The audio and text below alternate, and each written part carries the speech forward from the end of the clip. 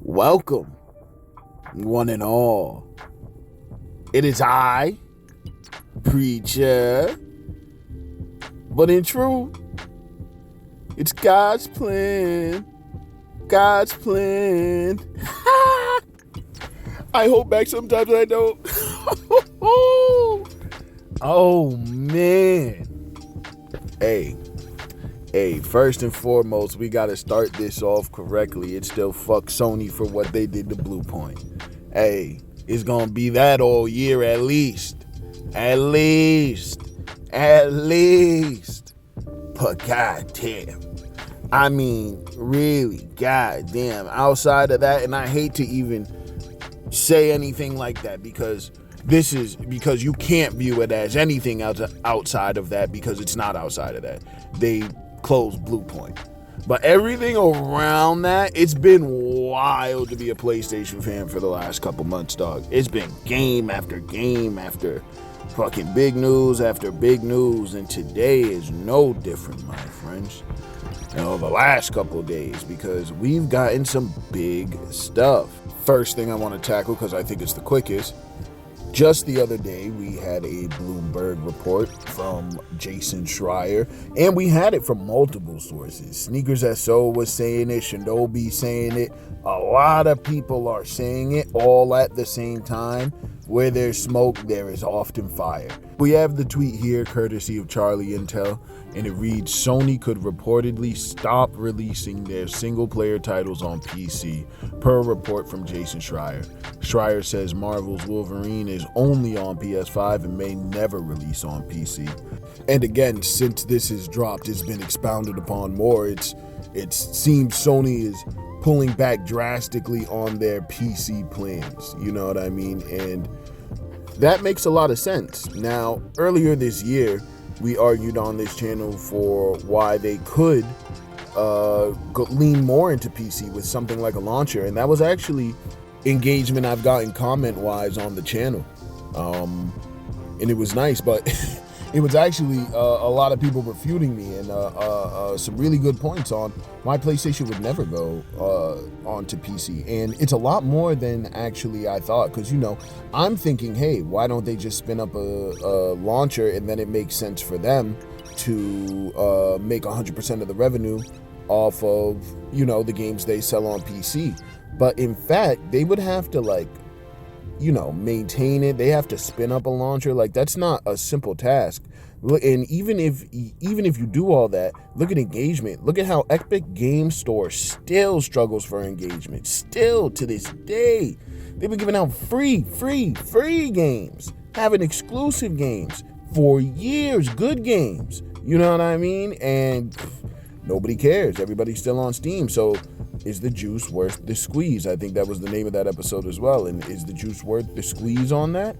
No, it's starting to sound like a resounding no for a lot of the reasons that we've said on this channel before. So, like I said, this one is probably the quickest one, but I do think PlayStation is probably, they might not be, and again, I don't expect them to not publish any games. They still have this live service push.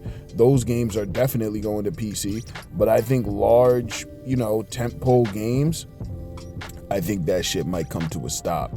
Or maybe because the revenue is so insignificant in the large scheme of things for them, they just don't even bother until years later. You know what I mean? It's not like, because we've seen this. The PlayStation games aren't selling crazy over on PC, and kind of the argument to that was, well, launch them day one when you have the hype cycle and more people will buy in. But that inherently devalues the console. There was a lot of argument before about whether or not that devalues the console. I don't think you can make that argument after this generation. I think after this generation, you can point to the Xbox Series X and say, yes, it devalues the console and people will stop buying it. So I think PlayStation watched Xbox yet again. I think they watched Xbox yet again. I definitely think there's a world where if this did better for Xbox, if any of this multi-platform push did any better for Xbox, they would have maybe shifted more in that direction. Certainly not all the way, but would have leaned a little bit more into those sensibilities. But I mean, now, and I mean, you gotta think, after the C-suite is seeing what we're seeing at Xbox, you think they're gonna copy any of those moves? These motherfuckers trying to keep a job. You think they're gonna go for that shit? No, buddy, I don't think so. I don't think so, man. I think PlayStation might be closing up shop a little bit here. You know what I mean? And you know what? For it, I bet they sell a lot of fucking PS6s. That's how that fucking goes, as we've been saying for years. And what a lot of people who aren't deep into this space might not realize is the talking points about PlayStation going day and date and the Xbox going to be a PC hybrid are inextricably linked. Those things started getting pushed because it would make for a perfect marketing ploy for you to say, hey, PlayStation, who is now more day and date on PC because that's the way the market is going, that just so happens to work out perfect for Xbox, who's now a PC. So you're going to get all the PlayStation games day one, right? That has been a huge talking point in the Xbox community for years, since before the PC, the Xbox ROG Ally handheld. Since before that, that was the whole dream of this whole thing.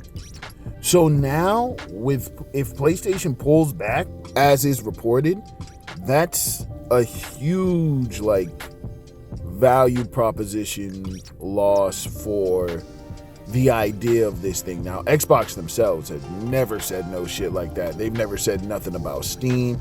They ain't never said nothing like that. Phil ain't never said none of that shit. But the Xbox community has been running with that shit for years. So we'll see how that value proposition really washes out if this Xbox that is a console hybrid PC is only a hybrid Xbox plus your PC. As I've said for years, this only appeals to Xbox users because you're going to get to play Xbox games, and that only matters to people who have Xbox games or were planning to buy Xbox games in the future, which is very clearly not many people. You know what I mean? Or not nearly as many as the other platforms, I should say. You know what I mean? So, not exactly as quick as I thought, but that is our first topic. PlayStation may very well be pulling back from PC. All right, now on to the next one. And oh boy, it seems PlayStation has shadow dropped their PSSR 2.0 update. So we have the tweet courtesy of Genki JPN. And it reads, upgraded PSSR upscaling is coming to PS5 Pro from today with the launch of Resident Evil Requiem. More existing games will be upgraded to the improved PSSR in March. Enhanced PSSR image quality option will come to PS5 Pro system settings for all games that support standard PSSR in March as well. So everything's getting a massive upgrade, it seems. Matter of fact, we have a clip here from Digital Foundry. PSSR 2.0 passes the it's more than good enough test for me, which I've said before in the past regarding image quality. Like when I talk about differences between it and FSR4 or DLSS 4.5, they're not actually that important. Like for me, it hits the it's good enough that I'm playing the game and it's not bothering me thing anymore. Unlike, let's say, problem areas with FSR3 or problem areas with PSSR1, right? This is like, it's good enough, I don't care. So that was Alex Batiglia of Digital Foundry. And what's important about him saying this is he's been the lead on these software-based graphical enhancement systems like FSR and DLSS and PSSR1. You know what I mean? And DF was famously, in my opinion, harsh on PSSR1 because we knew they said early on that they were going to be coming out with updates. But, you know, I think there was a bit of the bandwagoning with the price of the PlayStation and just, again, the vibes-based sentiment around it all. led them to a harsher critique, because for the most part, since I've got my PlayStation 5 Pro, it's done exactly what I've asked it to do. You know what I mean? It messed up on some games that I cared about, like Silent Hill F and Silent Hill 2.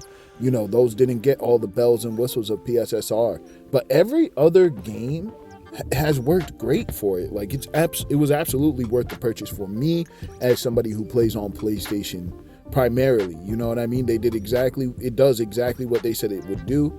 It gives you quality mode graphics with performance mode frame rates, and that's all I was looking for. And now it already does the thing that they sold me on and that I'm happy with, but now they've added an entire new layer to it, and the upgrades, I actually watched the Digital Foundry video. They're significant. They are significant. Like, hold on, here's a screenshot. And I saw this stuff start to happen. Specifically with Capcom, actually. Now that I think about it, specifically with Capcom. I tried to play Monster Hunter World. I played like the demo or beta or whatever they put out. And for Wilds, excuse me. And it looked awful. It ran pretty bad. And I was like, dog, I can't play this game like this. That's why I don't believe when people say, I don't believe, it's factually untrue. People are like, we've barely scratched the surface of this generation. Go play Monster Hunter Wilds on a base PS5. Play Resident Evil 9 on a base PS5. Look at that. There's a difference. There's a huge difference in what's capable with the PlayStation, at least for Capcom, but who are putting out numerous and big games that are well received. So you're going to want to play these at the best quality they can. And bro, look at that. That's almost like GameCube versus PS4 type shit. But this is a Digital Foundry screenshot. This isn't off Twitter. Digital Foundry put this in their video. That is a full-on comparison between the two SKUs.